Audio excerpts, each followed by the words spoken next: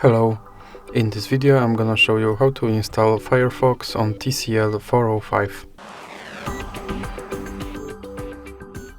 So you have to start with opening Google Play Store.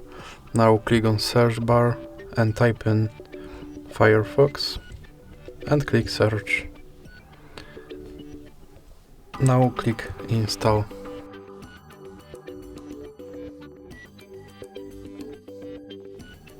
And now you can click open.